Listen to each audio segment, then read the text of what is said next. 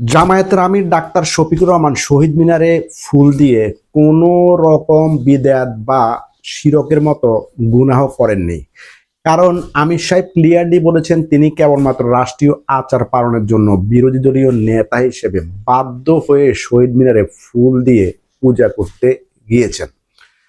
একজন মুসলমান হিসেবে, একটি মুসলিম দলের প্রধান হিসেবে তিনি কিন্তু এই গুনাহের কাজটি করেন নাই।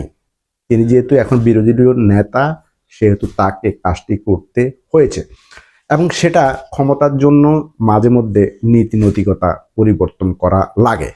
সুতরাং এত বড় একজন আল্লাহর অলিকে আপনারা কিছু না বুঝেই কাফের অথবা মুনাফেকের মতো ফতুয়া দিয়েন না, দেয়া ঠিক হবে না।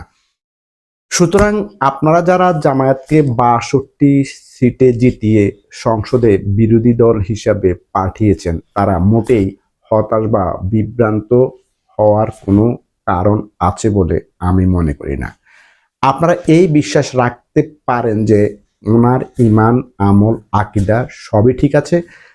তিনি যা করছেন সেটা ক্ষমতা যাওয়ার জন্য, এবং আগামী নির্বাচনে প্রধানমন্ত্রী নির্বাচিত হলে দলমত সমেত উপস্থিত হয়ে শহীদ মিনারে বর্তমান যে হারাম শিরকি পূজা চলছে এগুলাকে গুড়িয়ে দিয়ে সেখানে তিনি অবশ্যই আল্লাহর ঘর, মসজিদ নির্মাণ করবেন। ইনশাল্লাহ এই বিশ্বাসটুকু আপনারা রাখেন, ওনাকে ভুল বুঝেন না।